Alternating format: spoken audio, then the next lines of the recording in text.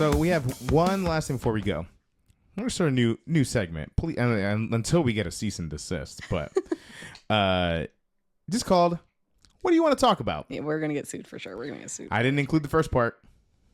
Just said, what do you want to talk about? Okay. You can't copyright a phrase. Transformative, I think, is what they call it. Yeah. Legally, we've transformed it. So I'm taking we're gonna use this opportunity to take questions from followers on social media. Social media, and as well as listeners of the show. And this first question, we have a twofer from our good friend Soto619. If you're not following Soto619, please go check his content out. He is fantastic, and just an overall great guy. I hope your head is feeling better after those chair shots. Yes, they looked bad. So Soto sent in two questions that I thought were both pretty fascinating. As we're approaching our 50th episode really soon.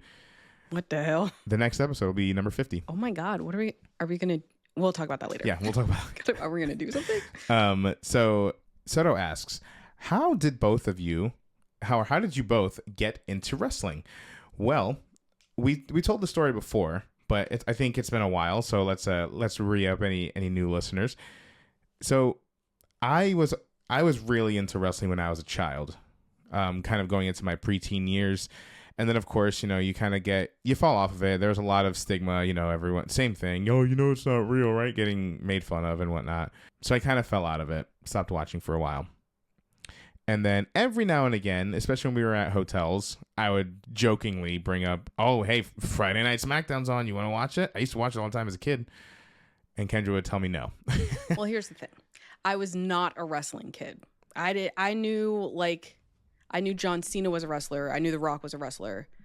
And also part of it's like I'm in Florida. I grew up in Florida. So there were Hulk Hogan was skulking around. Always a constant threat. You never know where Ric Flair's at any given moment. Yeah, because it was like one thing to be from Florida, right? It's another thing to be from the Tampa Bay area. So they're always hunting around over here. So I knew of it. And in my head, I was stereotyping. I was like, that is for hillbillies and hicks. Like that's the key audience, obviously. So in my head, I'm like, I don't partake in a lot of hillbilly hick activities. So I don't think that's for me. Right. And then there was one time we were in a hotel. We were at Coronado Springs in Walt Disney World. Springs in Disney You know World. what's so funny? That my wrestling story involves Disney. It does. That's so on brand. But I finally was like, oh, wrestling's on.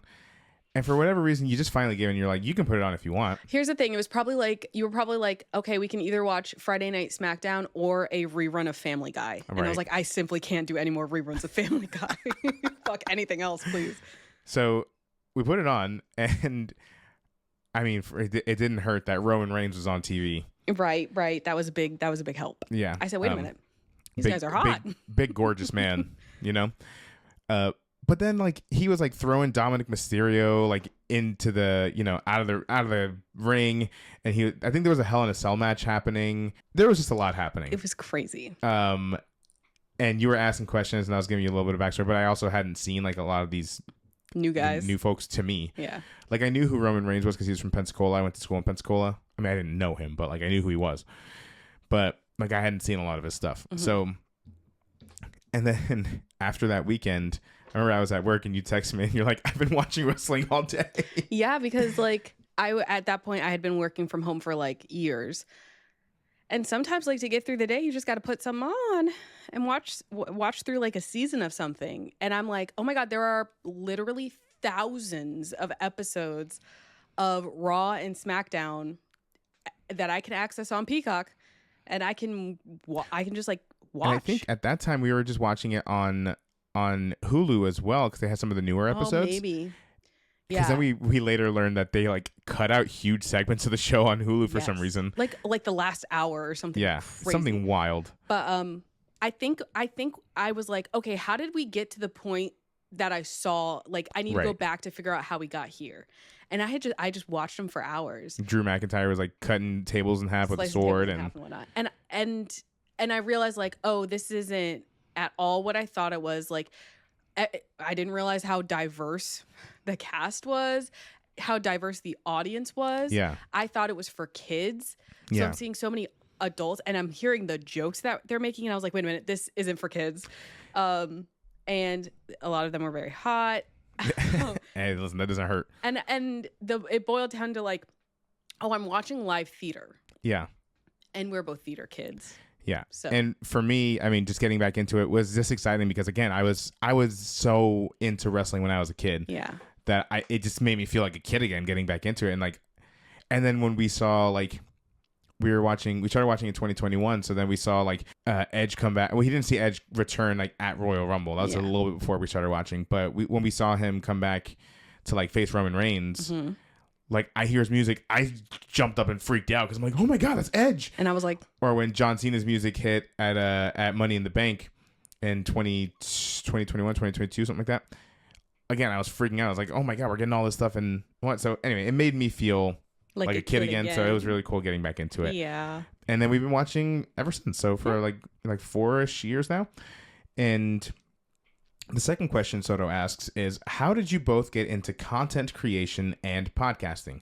Well, I am a theater kid, theater professional.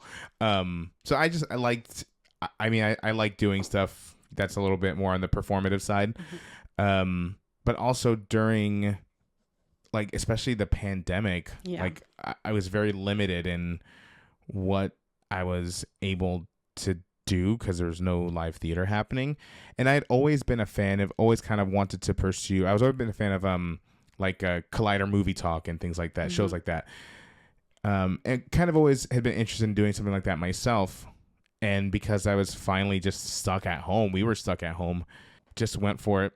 Yeah. Just sort of went for it. I had a small, it was very, very small, movie review page on Instagram. It used to be called Johnny P Like Stuff, where I just talked about things I liked. It was very, very, very, it had no direction. It was just me rambling. And then it evolved into where we're at now. That was about a little more than 5 years ago that I started that page, and then it, transformed. Kendra, I think you also had a little bit of experience with content creation. I was also a theater kid. I told everyone I was going to grow up to be an actor. And then this funny thing happened where I gained consciousness like in high school, and then I got like terrified of performing. I was a dancer growing up. I performed on stage all the time for like the first 12 years of my life. And then you become a teenager and you're like, people can see me. So then I started doing tech theater behind the scenes where no one could see me. So I've also had this like performance bug, but just with this like huge blockade. But one thing that I was always really interested in was YouTube, like from the jump. So I watched a lot of YouTube, a lot of like beauty YouTube and stuff. And then in college, it's kind of similar thing. I was like, I'm fucking bored. I have like 3 friends. I'm going to start making YouTube videos. Because at the time I was trying to figure out how to do my natural hair. So I started making YouTube videos about that and about like makeup, because that's just what I had been watching for years. And then I stopped doing that once I graduated. And then it was like a similar thing where like I have this like creative soul and just like had no outlet for it. Yeah. Or honestly, talent. So when you started making videos, I can't remember who approached who first. I think I asked you to do a stream with me because I was nervous to do a stream by myself. Yeah.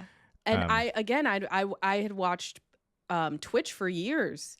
So it was just kind of like a natural thing. I feel like I was good at it. Like talking in this way, I could perform without being terrified. And and then we started watching wrestling, and it was just like, I think I was the one who was like, let's do a podcast before the PLEs. Right. Yeah. So that's how pre-preview started. And it's just, especially during the pandemic, it was just kind of like a creative outlet for both of us. More so you for sure. You were way more involved in it than I was. And then I did Kendra's Corner, where I would play video games which may or may not be coming back.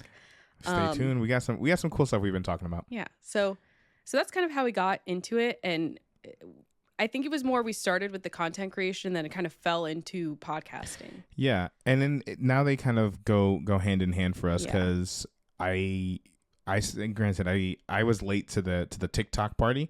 But once I got on there, once I kind of started just watching more, because you started watching TikTok way before. You were on TikTok way before I was.